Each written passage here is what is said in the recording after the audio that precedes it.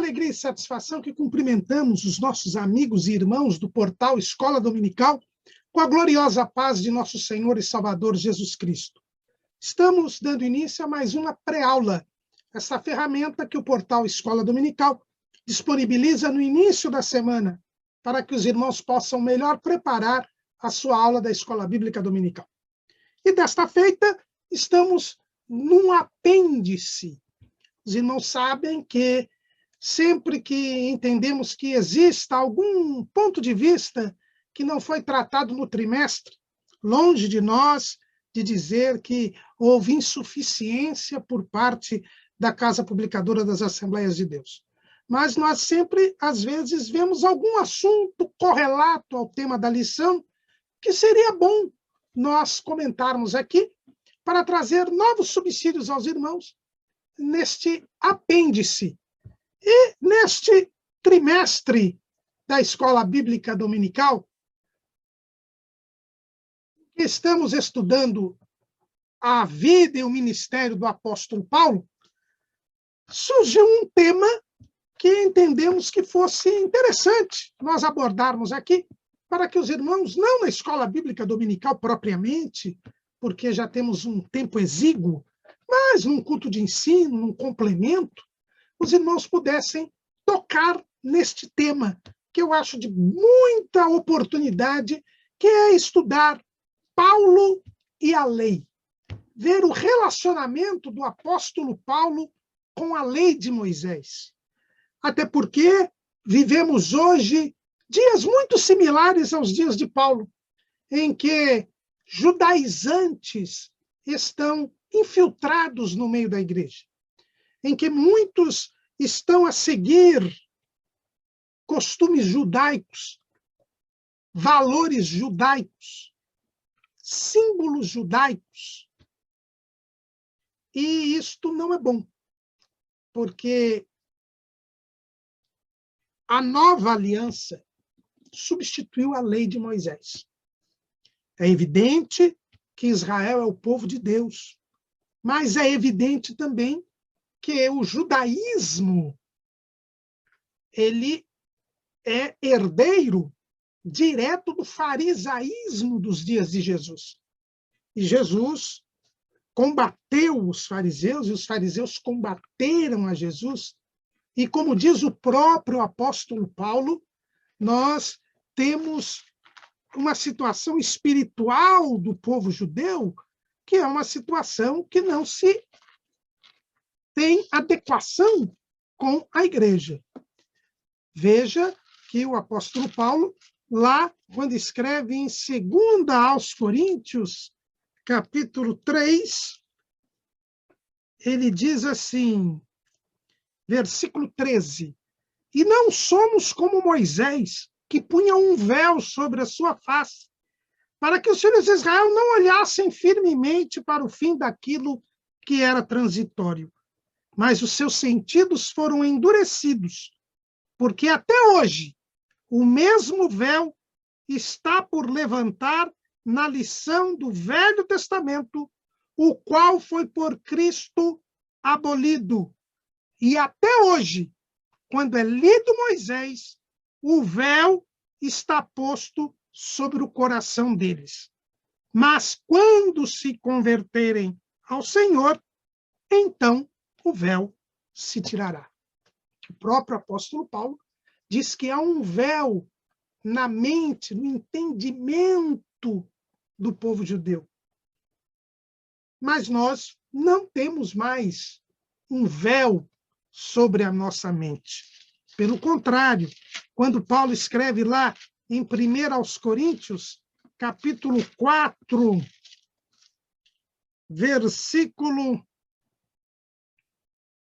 1 aos Coríntios, capítulo 4, ou melhor ainda, no 2 aos Coríntios, capítulo 4, continuando este raciocínio, Paulo diz assim, mas se ainda o nosso evangelho está encoberto, para os que se perdem está encoberto, nos quais o Deus deste século cegou os entendimentos dos incrédulos, para que não lhes resplandeça a luz do evangelho da glória de Cristo, que é a imagem de Deus. Então, veja que Paulo diz que o judeu está um véu cobrindo, mas para o servo de Jesus, para o salvo, para a igreja, este evangelho descobriu a glória de Deus. Então, nós não podemos, de forma alguma, trazer estas coisas da lei para a nossa vida cristã. E é isto que o apóstolo Paulo veio trazer, esta realidade que o seu ministério, como nunca, como nenhum outro na história da igreja, veio nos trazer. Aliás, nós temos dito nesse trimestre para os irmãos que Paulo é que transforma os cristãos de uma seita judaica numa religião universal. E é precisamente por isso que nós achamos importante fazer este apêndice, para que neste apêndice nós vejamos o ensino de Paulo sobre a lei, né? E não nos deixemos levar por estes judaizantes. Nós escolhemos como texto áureo desta nossa lição, extra deste apêndice, Gálatas, capítulo 3, versículo 24. De maneira que a lei nos serviu de aio para nos conduzir a Cristo, para que pela fé fôssemos justificados. Aqui Paulo deixa bem claro o papel da lei, como a lei finda com Cristo e como a lei jamais justifica o homem. Veja que Paulo diz aqui que a lei serviu de aio, serviu de condutor, serviu de guia para Cristo, e que é na fé em Jesus que nós alcançamos a justificação, que nós nos tornamos justos diante de Deus e, portanto, em condições de viver para sempre com o Senhor. Aliás, a carta aos Gálatas e a carta aos Romanos são os dois principais escritos em que Paulo ensina a doutrina a respeito da lei. Para nós falarmos de Paulo e a lei, nós não podemos fugir da realidade de que o apóstolo Paulo era um doutor da lei. Veja que ele, antes de se converter, ele era um doutor da lei, ele era um grande conhecedor da lei. Ele ensinava a lei para o povo de Israel. Ele era um fariseu, filho de fariseu, que viveu como fariseu e que foi aprender aos pés do maior mestre fariseu daquele tempo, que era Gamaliel. Veja que isto é o próprio Paulo quem diz. Veja lá em Atos, capítulo 23, versículo 6. Olha as palavras que Paulo diz lá no Sinédrio. Varões e irmãos, eu sou fariseu, filho de fariseu.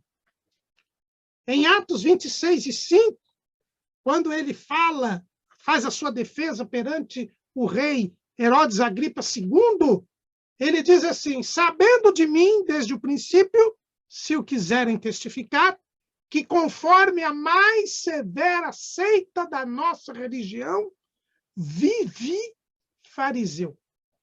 E escrevendo aos Filipenses, lá em Filipenses 3 e 5, Paulo diz que ele foi circuncidado ao 8º dia, da linhagem de Israel, da tribo de Benjamim, hebreu de hebreus, segundo a lei, fui fariseu. Então, os irmãos vejam claramente que Paulo se intitulou como fariseu. E os fariseus, como ele mesmo diz, era a seita mais severa da religião judaica. Nos dias de Paulo, como também nos dias de Jesus, pois eles são contemporâneos, né?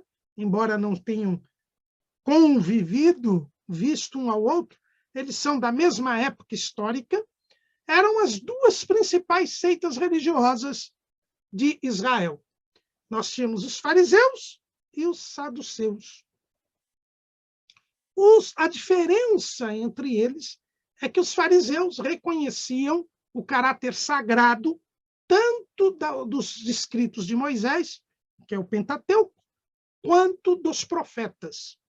Então, para eles, as escrituras eram todas inspiradas por Deus, todas autoritárias. Os saduceus, eles só reconheciam a autoridade no Pentateuco, porque a lei foi dada por Deus a Moisés. Então, eles entendiam que a Torá, que são os 5 livros de Moisés, era a palavra de Deus. Já os escritos dos profetas não eram escritos divinos, mas escritos humanos para os saduceus. Os fariseus, eles, por crerem na lei dos profetas, eles criam nos anjos, criam na ressurreição, enquanto que os saduceus eram materialistas. Eles não criam nos anjos, não criam na ressurreição. E, por isso mesmo, os saduceus eram adeptos simpáticos às ideias filosóficas gregas. Já os fariseus, eles eram completamente defensores da identidade judaica, da separação entre os judeus e os gentios.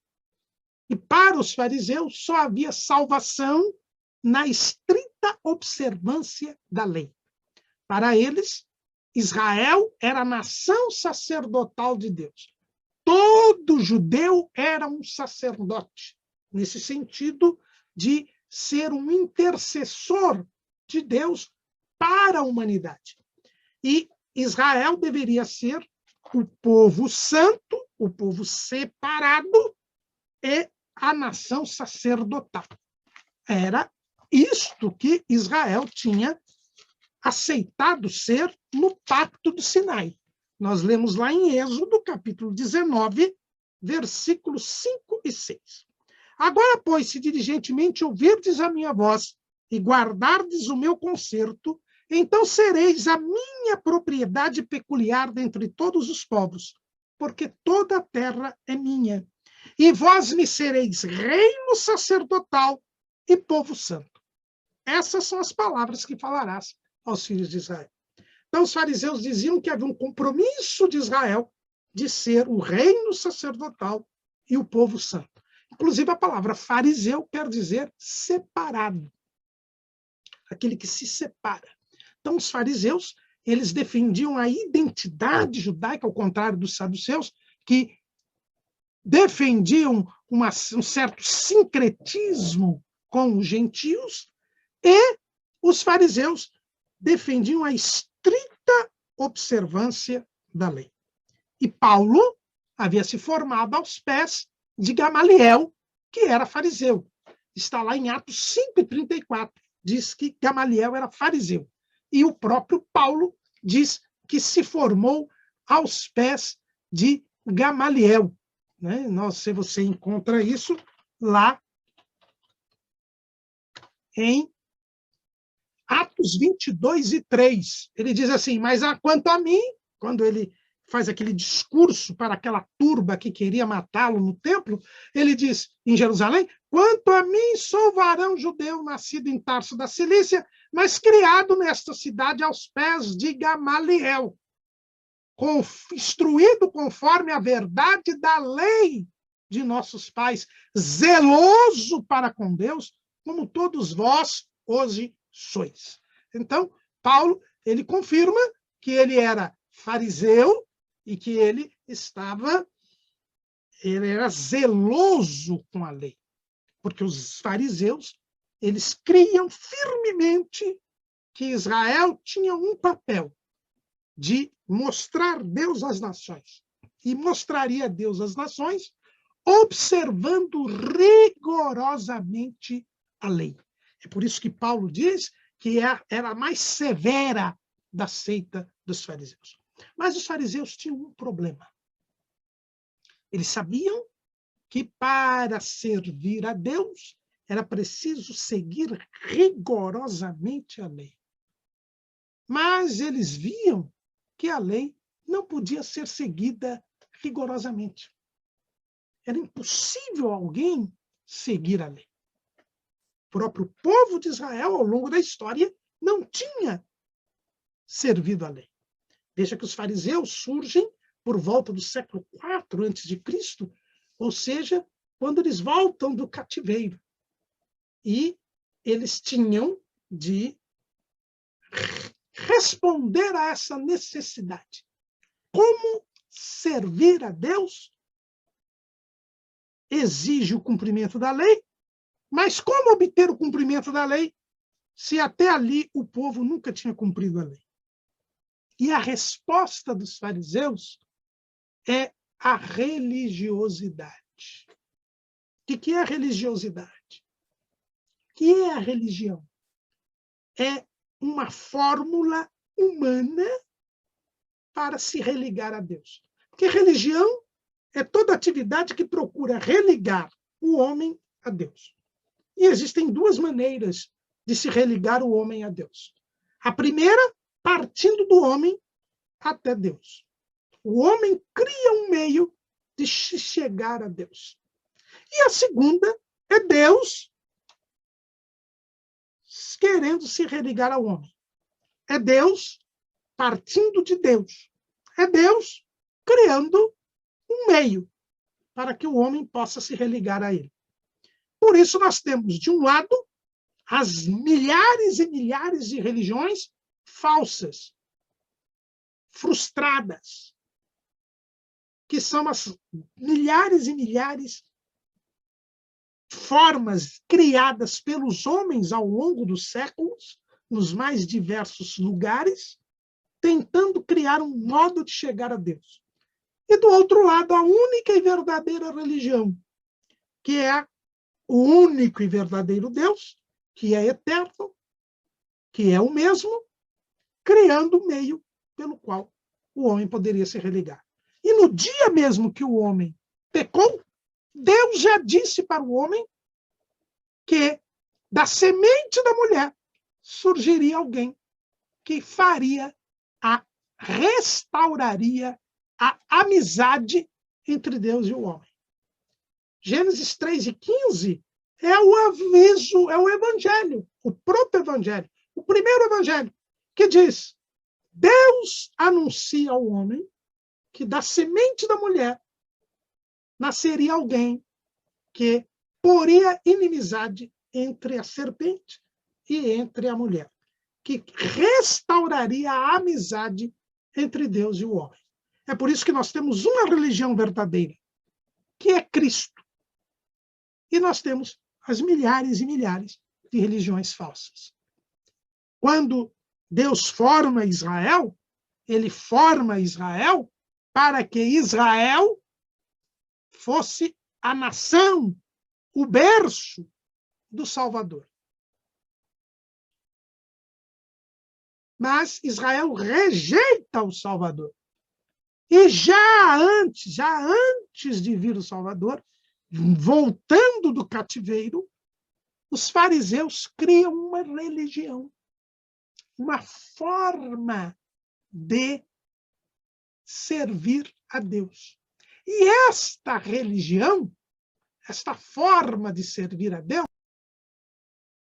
ela está bem demonstrada num tratado do livro do Talmud. O que é o Talmud? O Talmud, que vez ou outra a gente segue aqui, é o segundo livro sagrado dos judeus. É o livro da religião judaica. É o livro que contém todas as tradições e os comentários dos doutores da lei a respeito das tradições. Quando você lê lá o capítulo 15 de Mateus, você vai ver que Jesus comenta a tradição dos anciãos. E essa tradição dos anciãos, com a destruição do segundo templo, foi passada por escrito, e dando origem ao que se chama a Mishnah. E essa Mishnah foi comentada. Como a gente hoje tem as Bíblias de comentário, as Bíblias de estudo, eles pegaram essa Mishnah e os mestres comentaram esta Mishnah, que eram as tradições, que deu origem à chamada Guemará. Juntando a Mishnah com a Guemará, nós temos o chamado Talmud. Então, o Talmud é a tradição dos judeus com o comentário dos seus mestres. E, assim como a Bíblia tem livros, o Talmud tem tratados. E existe um tratado que, interessantemente, ele não tem comentário, é o chamado Tratado dos Pais. E logo no começo desse Tratado dos Pais, chamado em hebraico Pirkei Avot, ele diz o seguinte, lá no início, Moisés recebeu a Torá do Sinai, transmitiu-a a Josué, Josué aos anciãos, os anciãos aos profetas, e os profetas a transmitiram aos homens da grande assembleia. Estes proclamaram 3 coisas: sede ponderados no julgamento, formai muitos discípulos, e aí vem o ponto que nos interessa, e construir uma cerca protegendo a Torá. Qual foi a resposta farisaica à constatação de que o homem não pode, de forma alguma, cumprir a lei? Faça uma cerca em torno da Torá. Ou seja, crie mandamentos preventivos que impeçam você de quebrar a lei. E aí, por isso que a resposta é a religiosidade. Porque o homem, os mestres da lei, os doutores da lei, eles criaram mandamentos que me garantiam que, se eu os cumprisse, eu acabaria, por tabela, cumprindo a lei. E é isto, e era esta a proposta dos fariseus. Era nisto que Paulo acreditava. Ele sabia que as pessoas não podiam cumprir a lei. Eles sabiam que as pessoas não tinham condição de cumprir a lei. Mas ele cria que, se as pessoas cumprissem os mandamentos estabelecidos na tradição, eles acabariam por cumprir a lei. E é isto que Jesus critica nos fariseus. Porque eles trocam a lei de Deus pelas leis dos homens. Eles colocam os mandamentos criados por homens como necessários para o cumprimento da lei de Deus. Como se Deus tivesse falhado. Como se Deus precisasse da ajuda humana. E o povo de Deus, que havia sido criado por Deus e que deveria obedecer a Deus, porque era Deus querendo se religar ao povo, esse povo cria um jeito de eles se ligarem a Deus. E aí caem no mesmo erro dos outros, no mesmo erro dos gentios. Jesus censura isso, repreende isso. Veja lá em Mateus, capítulo 23, versículo 3. Versículo 2. Na cadeira de Moisés estão assentados os escribas e fariseus. Observai, pois, e praticai tudo o que vos disserem, mas não procedais em conformidade com as suas obras, porque dizem e não praticam. Pois atam fardos pesados e difíceis de suportar, e os põem sobre os ombros dos homens. Eles, porém, nem com o dedo querem movê-los. E depois, mais à frente, no versículo 15, Jesus diz: ai de vós, escribas e fariseus, hipócritas, pois que percorreis o mar e a terra para fazer um prosélito, e depois de o ter desfeito, o fazeis filho do inferno 2 vezes mais do que vós. Então, Jesus critica os fariseus porque eles criam mandamentos humanos. mandamentos pesados, e fazem com que as pessoas creiam que, seguindo estes mandamentos, eles alcançariam a salvação. Quando, na verdade, isto não acontecia. Havia uma dupla ilusão. Era nisso que Paulo acreditava. É por isso que Paulo, quando ele tem conhecimento a respeito da seita dos nazarenos, ele fica enlouquecido.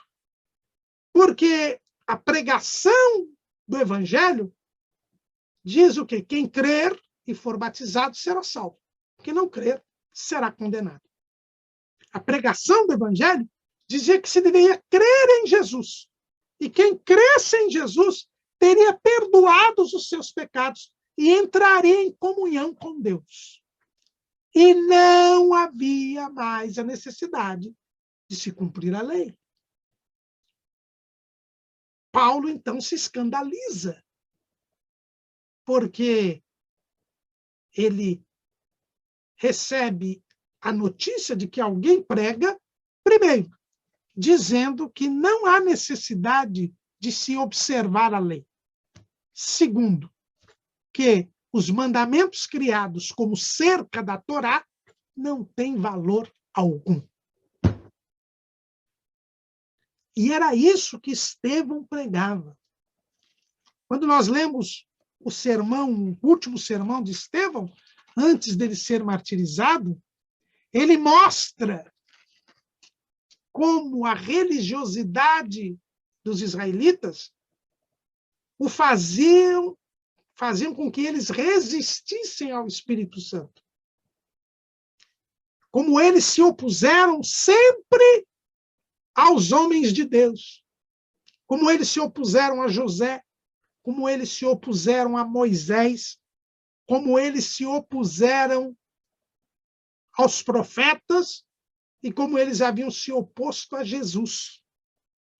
Mas que a salvação estava em Jesus e que eles iriam para o inferno se não crescem em Jesus. E Estevão disputava na sinagoga dos libertinos com os mestres da lei, como Paulo. E Paulo se levanta contra os nazarenos, por quê? Porque, na cabeça de Paulo, os cristãos levavam o povo à perdição, porque levavam o povo a abandonar os mandamentos de homens, pois o próprio Jesus não seguia esses mandamentos, e os próprios cristãos diziam que a lei era desnecessária para a salvação. Então, nós vemos que a concepção que Paulo tinha da lei é que levou Paulo a perseguir os cristãos. Mas os fariseus tinham um paradoxo. Eles defendiam a necessidade da observância da lei, mas ao criarem mandamentos humanos para ser a cerca da Torá, eles reconheciam que a lei era impossível de ser cumprida. Então havia um paradoxo. Para ser salvo é preciso cumprir a lei, mas ninguém consegue cumprir a lei. Por isso cumpramos os mandamentos humanos. Quem cumpre os mandamentos humanos terá cumprido a lei. Mas quando Paulo se encontra com Jesus no caminho de Damasco, tudo muda. Veja que Jesus aparece num resplendor maior do que o sol que estava a pino ao meio-dia. Isso, para Paulo, teve um grande significado. Mostrou que Jesus é maior do que a natureza. E isso mexia com o Paulo filósofo, que não é o que nós vamos falar aqui.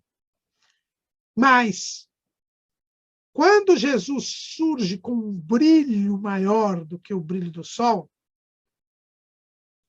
Paulo vai se lembrar que lá no Monte Sinai, quando Deus se manifesta a Moisés, ele se manifesta de forma gloriosa. Mas para o povo, eles viam a glória de Deus. Veja que lá em Êxodo capítulo 24, versículo 16, é dito assim: e habitava a glória do Senhor sobre o monte Sinai, e a nuvem o cobriu por 6 dias, e ao 7º dia chamou o Senhor a Moisés do meio da nuvem. E o aspecto da glória do Senhor era como um fogo consumidor no cume do monte, aos olhos dos filhos de Israel. Então veja que eles viam como um fogo incessante no cume do monte. Mas havia uma nuvem, uma escuridade. Veja que lá em Êxodo capítulo 20 é dito assim: e o povo estava em pé de longe, Moisés, porém, se chegou à escuridade onde Deus estava. Depois, quando Moisés subiu com 70 anciãos e Nadab e Abiú, é dito que eles viram o quê? Ainda lá em Êxodo capítulo 24, versículo 9. E subiram Moisés e Arão, Nadab e Abiú, e 70 dos anciãos de Israel, e viram o Deus de Israel, e debaixo de seus pés havia como uma obra de pedra de safira, e como o parecer do céu na sua claridade. Aí, quando aqueles anciãos subiam com Nadab, Abiú e Arão, eles viram uma claridade ao pé de Deus, né? Embaixo. O povo via o fogo consumidor ali, mas fora isso era escuro. Então, quando Paulo viu um brilho maior do que o sol, e este brilho maior do que o sol era Jesus, ele já pôde entender que a lei que havia sido dada na escuridade já não prevalecia. Agora ele estava diante da glória de Deus. A glória de Deus que só tinha sido contemplada por Moisés. Só Moisés contemplou a glória de Deus.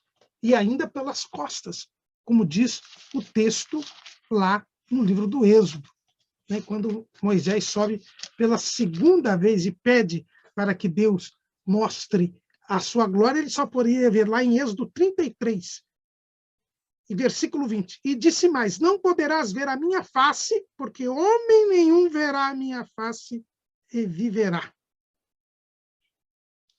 Então veja que já nessa experiência da conversão, Paulo percebe que há algo maior do que a lei.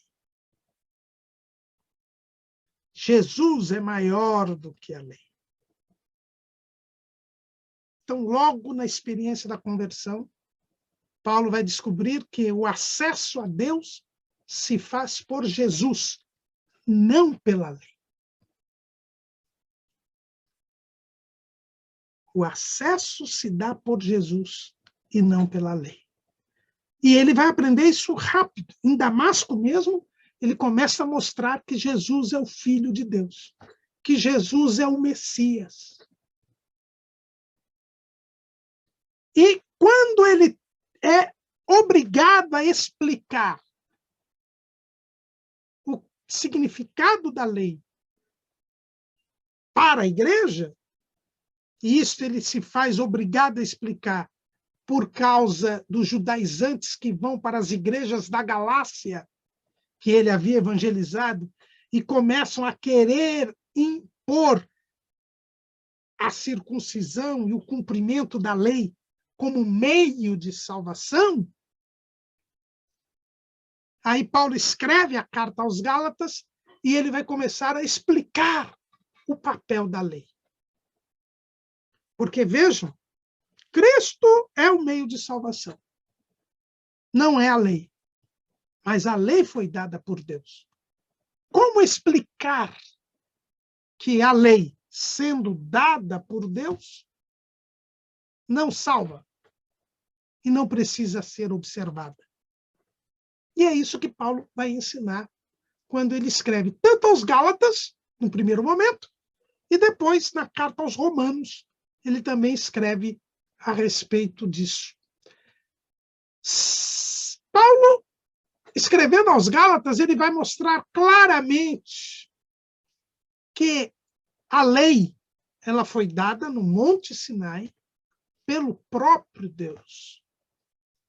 Mas a lei foi dada como um remédio, como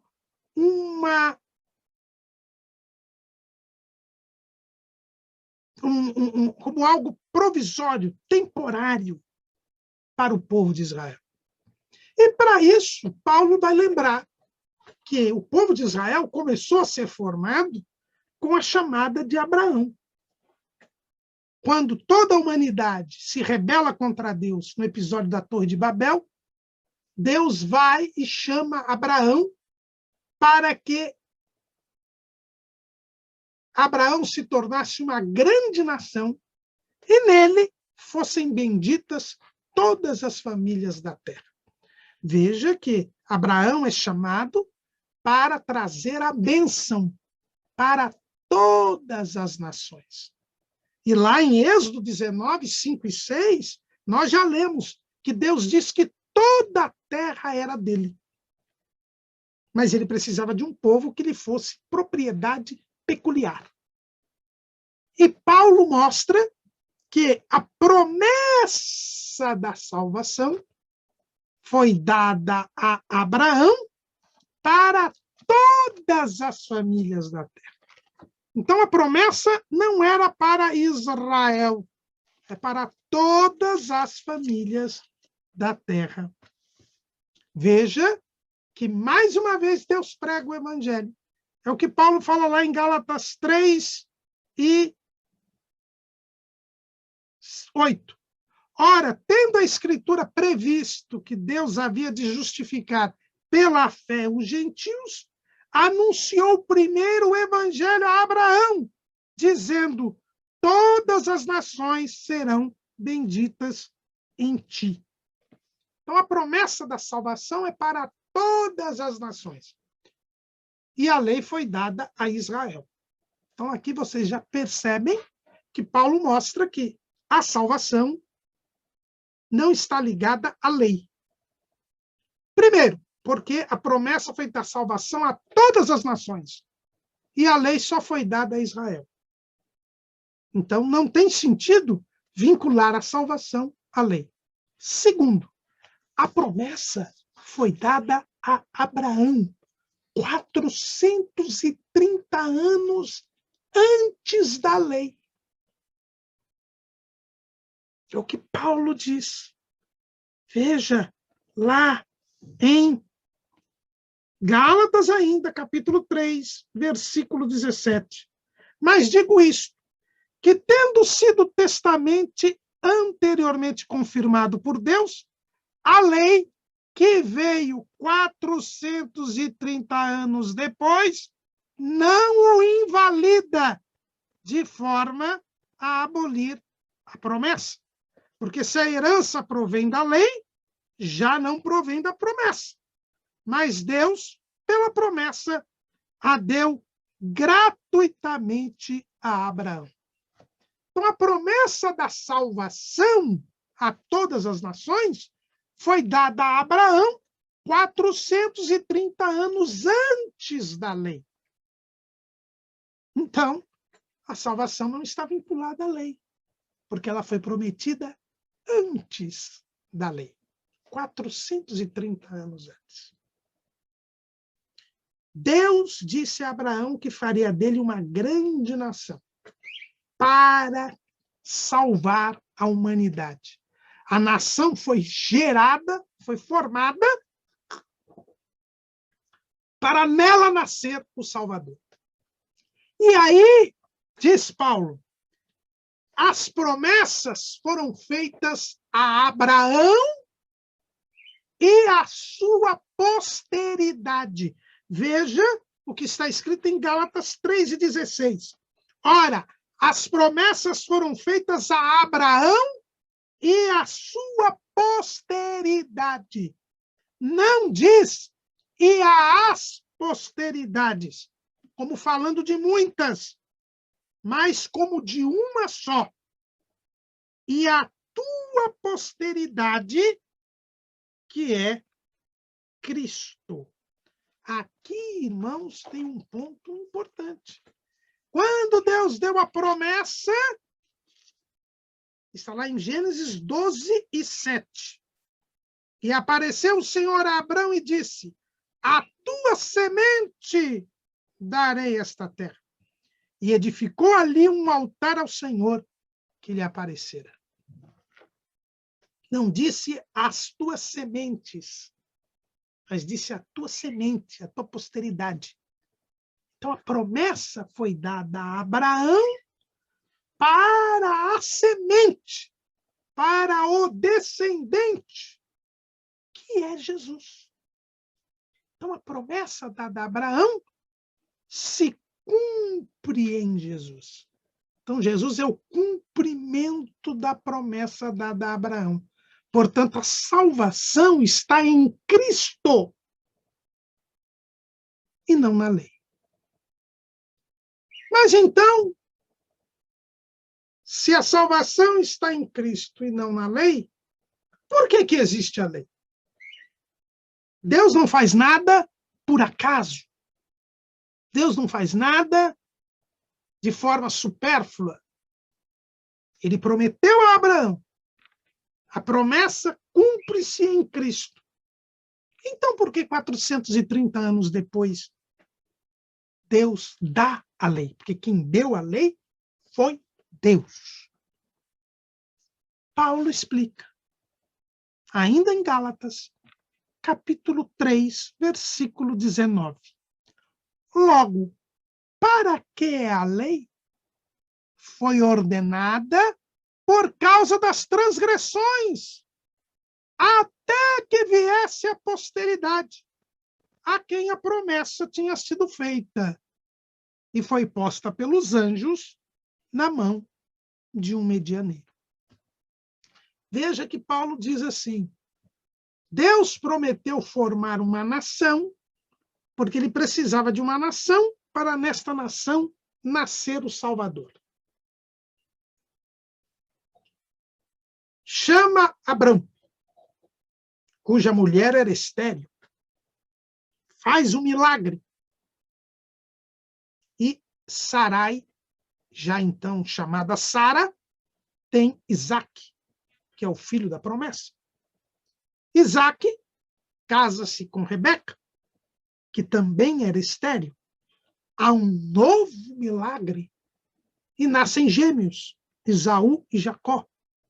E Jacó é o escolhido de Deus para dar prosseguimento a esta nação. Jacó, cujo nome é mudado para Israel, tem 12 filhos, que formam as 12 tribos de Israel, que se multiplicam no Egito e que depois são libertadas do Egito pela mão de Moisés. Aí sim nós já temos uma nação. 600 mil homens de guerra, fora as mulheres e crianças. Uma nação, ela precisa ter gente, e o trabalho que Deus fez foi gerar esta gente lá no Egito. Deus levou o povo para o Egito para que ele se multiplicasse, para que houvesse povo. Porque uma nação precisa, em primeiro lugar, ter gente, precisa ter população. E foi esse trabalho de Deus, levar o povo para, levar os filhos de Israel para o Egito. Veja o que está escrito lá em Êxodo, capítulo 1, versículo 7. Os filhos de Israel frutificaram e aumentaram muito, e multiplicaram-se, e foram fortalecidos grandemente, de maneira que a terra se encheu deles. Foi o primeiro trabalho de Deus. gerar a população. Depois que já existia a população, era preciso ter os outros elementos de uma nação. Quais são os elementos de uma nação? Os elementos de uma nação são população, cultura, governo e território. Esses são os 4 elementos de uma nação. População foi formada. Agora, libertos com mão forte sob a liderança de Moisés, Deus os leva até o Sinai, para que eles se tornem a sua nação. E é aí que Deus dá a lei, porque a lei ela iria trazer a cultura, que é a maneira de viver, porque este povo era o povo santo de Deus, o povo separado, a propriedade peculiar de Deus. Então, eles precisavam ter costumes próprios, uma maneira de viver diferente das outras nações. E é esta cultura, este governo, que são dados pela lei. Veja o que diz Paulo, mais uma vez, vamos lá, a Gálatas, capítulo 3, versículo 19. Logo, para que a lei foi ordenada por causa das transgressões, até que viesse a posteridade a quem a promessa tinha sido feita. Veja que os israelitas eram seres humanos. Como seres humanos, eles eram pecadores. Sim, e aí nós vamos no ensino de Paulo na carta aos Romanos, capítulo 3, versículo 23. Porque todos pecaram e destituídos estão da glória de Deus. Todos os homens eram pecadores, inclusive os filhos de Israel. É o que Paulo deixa bem claro lá em Romanos, capítulo 5, versículo 12. Pelo que, como por um homem entrou o pecado no mundo, e pelo pecado a morte, assim também a morte passou a todos os homens. Por isso que todos pecaram. Porque até a lei estava o pecado no mundo. Mas o pecado não é imputado, não havendo lei. No entanto, a morte reinou desde Adão até Moisés, até sobre aqueles que não pecaram à semelhança da transgressão de Adão, o qual é a figura daquele que havia de vir. Então, Israel era pecador. Israel estava debaixo do pecado, porque todos os homens pecaram e destituídos foram da glória de Deus. Mas por isso que Deus deu a lei. A lei foi trazida para ser uma orientação, um guia, até que chegasse a posteridade. A lei foi dada por Deus, e é por isso que ela é santa. Veja Paulo escrevendo em Romanos 7 e 12. Assim a lei é santa, e o mandamento santo, justo e bom. A lei foi trazida por Deus a Israel para que ele fizesse a vontade de Deus enquanto não viesse o descendente de Abraão, enquanto não viesse a posteridade de Abraão. Veja que no dia mesmo em que Deus entregou a lei ao povo e Moisés subiu ao monte, na escuridade, para falar com Deus, o próprio Deus, e isso Moisés revelaria 40 anos depois, o próprio Deus disse que o povo tinha feito bem em não subir ao monte, na incredulidade, e que eles deveriam aguardar um outro profeta como Moisés. Veja lá, Deuteronômio capítulo 18, versículo 17, versículo 15. O Senhor teu Deus te despertará um profeta do meio de ti e de teus irmãos, como eu, a ele ouvireis. Conforme tudo que pediste ao Senhor teu Deus em Horebe, no dia da congregação, dizendo: não ouvirei mais a voz do Senhor meu Deus, nem mais verei este grande fogo, para que não morra. Então o Senhor me disse: bem falaram naquilo que disseram. Eis que lhes suscitarei um profeta do meio de teus irmãos, como tu, e porei as minhas palavras na sua boca, e ele lhes falará tudo o que eu lhe ordenar. E será que qualquer que não ouvir as minhas palavras, que ele falar em meu nome, eu o requererei dele. Então, os irmãos vejam que o próprio Moisés disse: olha, eu dei a lei para vocês, e vocês sigam a lei até que apareça o profeta como eu. Esse profeta como eu, vocês vão ter que ouvi-lo, porque senão Deus vai requerer de vocês.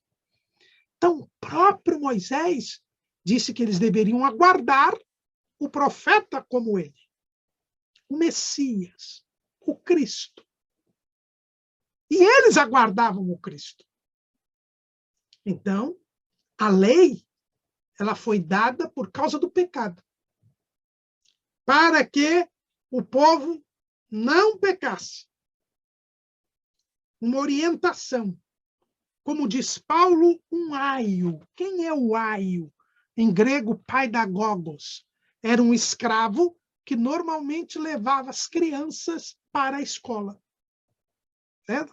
Os senhores, a elite, nos países gregos, né, na cultura grega, mandavam seus filhos para a escola.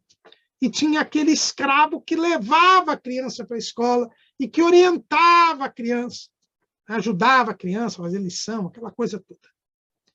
Então, qual era a função desse escravo? Era levar a criança para a escola, para o mestre, para o professor. Qual foi a função da lei? A função da lei foi levar Israel até Cristo. Esse era o papel da lei. A lei é santa, o mandamento é justo, santo e bom, porque é a lei de Deus. Foi Deus quem deu a lei para o povo. Mas a lei não salvava ninguém. A lei tem o papel de levar a Cristo. O fim da lei é Cristo. Esse é o fim da lei, a finalidade da lei, o objetivo. Como Paulo nos deixa claro lá em Romanos, capítulo 10, versículo 4. Porque o fim da lei é Cristo, para a justiça de todo aquele que crê. Veja que o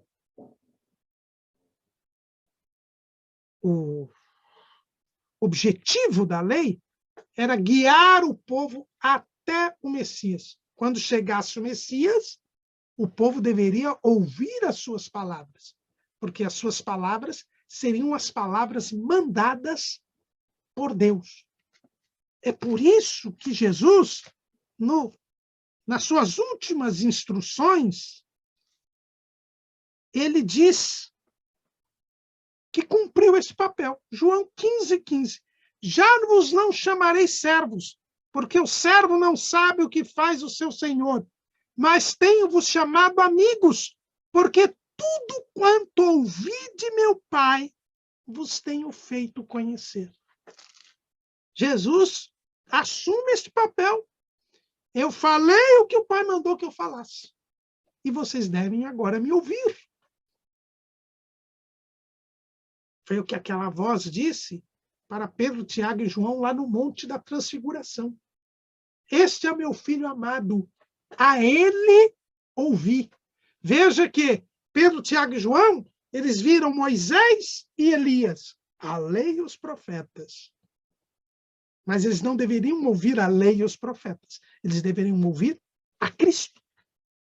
Porque Jesus veio e com Jesus a lei acabou. Ela chegou ao fim. E fim nos dois sentidos. O fim temporal e o fim, finalidade.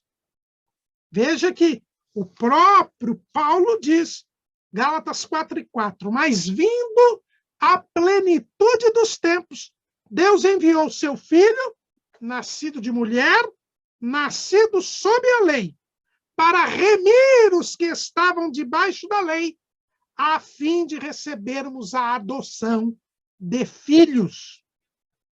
E porque sois filhos, Deus enviou aos nossos corações o Espírito de seu Filho, que clama, Abba, Pai. Assim que já não és mais servo, mas filho. E se és filho, és também herdeiro de Deus por Cristo. E Paulo, aqui na carta aos Gálatas, ele faz uma comparação entre os dois filhos de Abraão. Ismael, que era filho da escrava, filho da serva, Agar, e Isaac, que era o filho da promessa, o filho da mulher, Sara. E ele diz que antes nós estávamos debaixo do pecado, servos do pecado, debaixo da lei. Mas agora nós somos filhos da promessa, nós somos adotados como filhos. E agora nós não somos mais servos, nós somos filhos. Veja que Ismael era filho biológico de Abraão. Mas quando Abraão despediu a sua serva, Ismael foi junto, porque ele era filho da escrava, e filho de escravo é escravo. Abraão não o tinha adotado como filho. Mas Isaac era filho biológico de Abraão, mas o filho da promessa. Ele era filho e por isso ele herdou todo o patrimônio de seu pai Abraão. Ele era tanto herdeiro que ele ficou com tudo. Veja que Abraão teve outros filhos biológicos depois da morte de Sara. Ele se casou com Quetura e teve outros filhos. Mas estes outros filhos não herdaram. A herança ficou só com Isaac. Veja lá, Gênesis capítulo 25. E Abraão tomou outra mulher, o seu nome era Quetura, e gerou-lhes Zinrã, Joquzã, Medã, Midian, Isbaque, Suá. Mas o versículo 5 diz, porém Abraão deu tudo o que tinha a Isaac. Isaac era o filho da promessa, era o herdeiro, era o filho da promessa. Então, a lei, ela não salva ninguém. A lei, ela veio por causa dos pecados de Israel.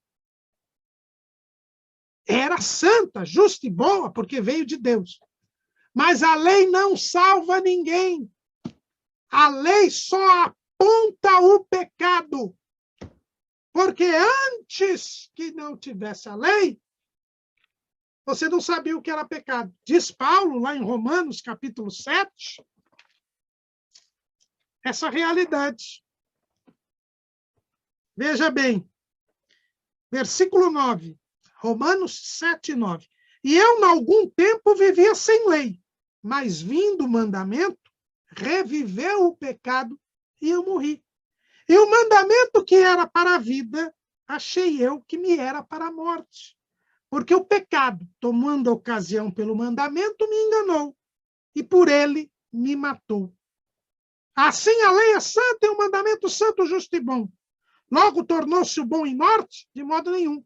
Mas o pecado, para que se mostrasse pecado, operou em mim a morte pelo bem, a fim de que pelo mandamento o pecado se fizesse excessivamente maligno. Porque bem sabemos que a lei é espiritual, mas eu sou carnal, vendido sob o pecado. Veja bem, irmãos, a lei mostra a vontade de Deus. A lei é um guia para eu me conduzir. A lei diz o que eu devo fazer e o que eu não devo fazer. Então eu tenho consciência do que é certo e do que é errado. mas como a minha natureza é pecaminosa, eu faço o que é errado. Mas agora, pela lei, eu sei que o que eu estou fazendo é errado. Então, a lei é boa, mas ela aponta o pecado. Ela não salva do pecado. E eu peco. E em pecando, infelizmente, eu estou separado de Deus. Esse que era o drama. O drama da lei é esse. Ela veio para me mostrar o que é pecado. Mas ela só mostra. Ela não me liberta do pecado. E ao contrário, ela ainda diz que é maldito quem transgride a lei. E por isso, a lei não salva, ela só condena. Ninguém pode se salvar pela lei. Veja o que Paulo diz, Gálatas 3:11. E é evidente que pela lei, ninguém será justificado diante de Deus, porque o justo viverá da fé. E aqui é interessante, irmãos, nós vemos que lá no Talmud, lá na tradição dos anciãos, os doutores da lei costumavam dizer o seguinte, que a lei tinha 600, costumavam, e até hoje os judeus seguem isso, que a lei tinha 613 mandamentos. Que esses 613 foram reduzidos a 10, resumidos em 10 no Monte Sinai. Que depois houve uma outra redução lá por Davi no Salmo, num dos Salmos. Depois houve uma outra redução por Isaías. Depois houve uma outra redução por Miqueias. E por fim, Abacuque reduziu toda a lei a uma só, a um só mandamento. O justo viverá pela fé. E é isto que Paulo, com seu conhecimento, vai entender. E ele diz aqui, o que salva é a fé. A fé em Jesus. Antes, no Antigo Testamento, a fé naquele que havia de vir. E depois, agora, depois que Jesus veio, a fé naquele que veio e que voltará. Então, na verdade, o que salva é a fé em Jesus. A fé no Messias, que é Jesus. E o escritor aos Hebreus, ele mostra os heróis da fé. São todos homens do Antigo Testamento, mas todos eles creram no Messias que havia de vir. Alguns entendem que quem escreveu Hebreus foi Paulo. E aí nós vemos bem o sentido disso. Se não foi Paulo, alguém que aprendeu com Paulo. E Paulo mostra isso. Jesus permite o cumprimento da lei. Aí vem o outro passo. Então, qual é o papel da lei? A lei nos servia para levar a Cristo. Quando Jesus vem, o tempo da lei acabou e a finalidade da lei acabou. Mas a lei nos dizia o que Deus queria que nós fizéssemos. A lei nos mostra como nós devemos nos conduzir. E agora, crendo em Cristo, eu sou liberto do pecado. E aí eu cumpro a lei. E vem aí o último tópico dessa nossa meditação. É que Paulo, ele vai mostrar que só em Cristo é que eu consigo cumprir a lei. Aquela dificuldade que o fariseu Saulo tinha, o cristão, o servo de Deus, o servo de Jesus, Paulo, não tinha mais. Por quê? Porque quem está em Cristo cumpre a lei. Veja lá, Romanos, capítulo 13, versículo 8. A ninguém devais coisa alguma a não ser o amor com que vos ameis uns aos outros, porque quem ama aos outros cumpriu a lei. Com efeito, não adulterarás, não matarás, não furtarás, não darás falso testemunho, não cobiçarás, e se há algum outro mandamento, tudo nesta palavra se resume: amarás ao teu próximo como a ti mesmo. O amor não faz mal ao próximo, de sorte que o cumprimento da lei é o amor. E quando nós cremos em Cristo, nós cremos em Cristo por quê? Porque vemos, compreendemos o amor que Deus tem por nós. Porque Deus prova o seu amor para conosco, porque Cristo morreu por nós quando nós ainda éramos pecadores. Está lá em Romanos 5 e 8. O amor de Deus é que fez que Deus se fizesse homem e morresse por nós. E quando nós cremos que Jesus é o Salvador, quando nós invocamos o nome de Jesus, nós somos salvos. Somos purificados de todo o pecado. Somos libertos do pecado. E ao sermos purificados de todo o pecado, libertos do pecado, nós agora passamos a amar a Deus e a amar ao próximo, que são os dois grandes mandamentos da lei. Como Jesus disse lá em Mateus, capítulo 22. Mateus, capítulo 22. Versículo 34. Os fariseus, ouvindo que fizeram emudecer os saduceus, reuniram-se no mesmo lugar. E um deles, doutor da lei, interrogou-o para o experimentar, dizendo: Mestre, qual é o grande mandamento da lei? E Jesus disse-lhe: amarás o Senhor teu Deus de todo o teu coração e de toda a tua alma e de todo o teu pensamento. Este é o primeiro e grande mandamento. E o segundo, semelhante a este, é: amarás o teu próximo como a ti mesmo. Desses dois mandamentos dependem toda a lei e os profetas. Paulo entendeu. Veja, os fariseus, eles tinham esse conhecimento de que amar a Deus é o primeiro mandamento, é um grande mandamento da lei.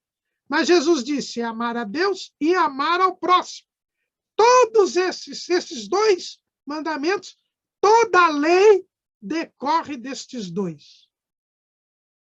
E quando nós cremos em Jesus, nós temos de cumprir o seu mandamento. O mandamento de Jesus, que ele mesmo nos deu, lá em João, capítulo 15 do Evangelho, segundo escreveu João, versículo 12. O meu mandamento é este, que vos ameis uns aos outros, assim como eu vos amei. E ninguém tem maior amor do que este, de dar a alguém a sua vida pelos seus inimigos. Era este conceito que Paulo tinha. Veja, quando ele está escrevendo aos Gálatas, ele disse assim, olha, capítulo 2, versículo 20, já estou crucificado com Cristo, e vivo, não mais eu, mas Cristo vive em mim. E a vida que agora vivo na carne, vivo-a na fé do Filho de Deus, o qual me amou e se entregou a si mesmo por mim. O amor de Jesus, quando é revelado a nós, nós cremos nele, somos libertos do pecado, somos justificados pela fé e agora nós passamos a amar. Porque quando nós cremos, o amor de Deus é derramado em nosso coração pelo Espírito Santo que nos tem dado. Romanos 5:5. E agora nós passamos a amar. E amando, nós cumprimos a lei. É o que Paulo escreve em Romanos. Quem ama, cumpre a lei. Então, Cristo nos traz aquilo que o fariseu Saulo não tinha. O fariseu Saulo sabia que ninguém cumpria a lei. E ele corria para a cerca da Torá. Mas não é na cerca da Torá que nós vamos cumprir a lei. Nós vamos cumprir a lei em Cristo. Crendo em Cristo, entregando nossa vida a Cristo, nós somos libertos do pecado, porque quem está em Cristo, nova criatura é. As coisas velhas passaram, eis que tudo se fez novo. Eu me transformo numa nova criatura. E esta nova criatura tem o amor de Deus derramado no seu coração. E ele agora ama. Ama a Deus, ama ao próximo. Nos amamos uns aos outros como Cristo nos amou. E amando, nós cumprimos a lei.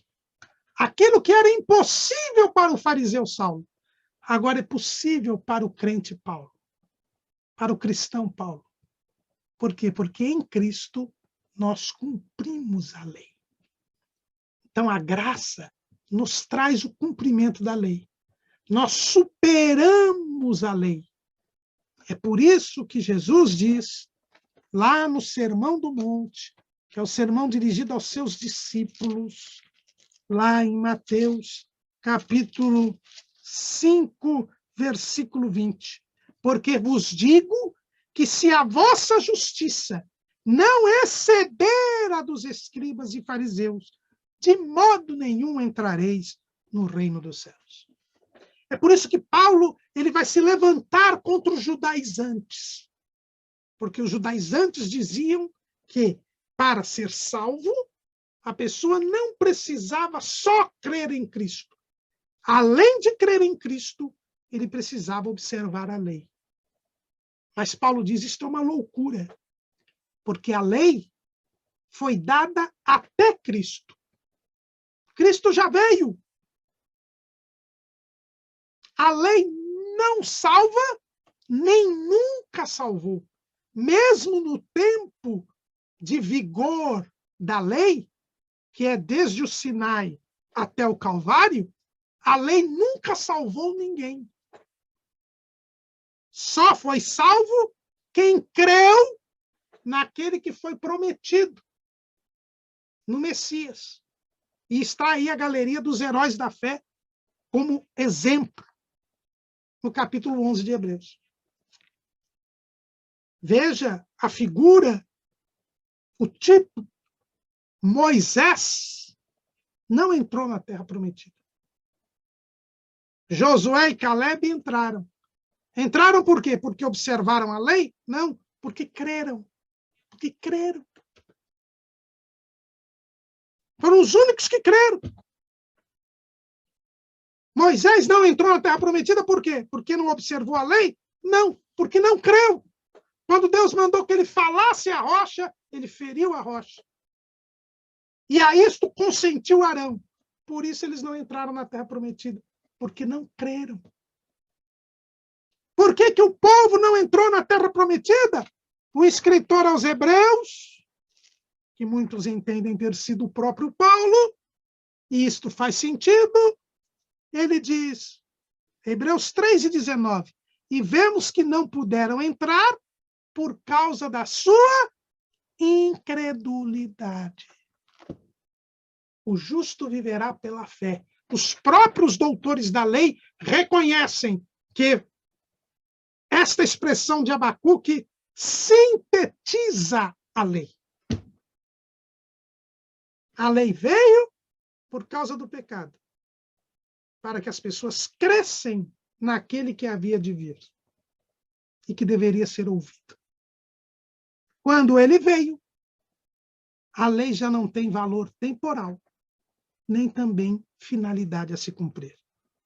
Quem está em Cristo, este cumpre a lei, porque ama ao outro como Cristo nos amou. É esta lição que Paulo traz.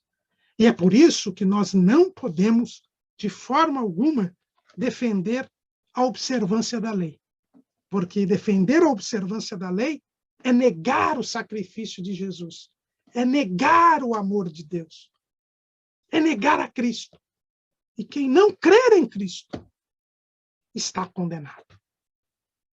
Por isso Paulo se levantou tanto contra os judaizantes. Por isso houve o Concílio de Jerusalém, onde o Espírito Santo mostrou aos anciãos, aos apóstolos, que a lei tinha cumprido o seu papel e que agora deveríamos todos crer em Jesus.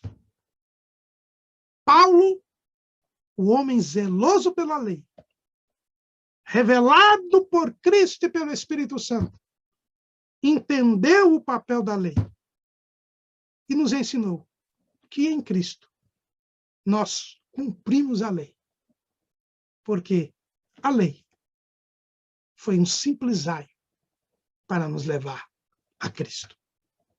Amém.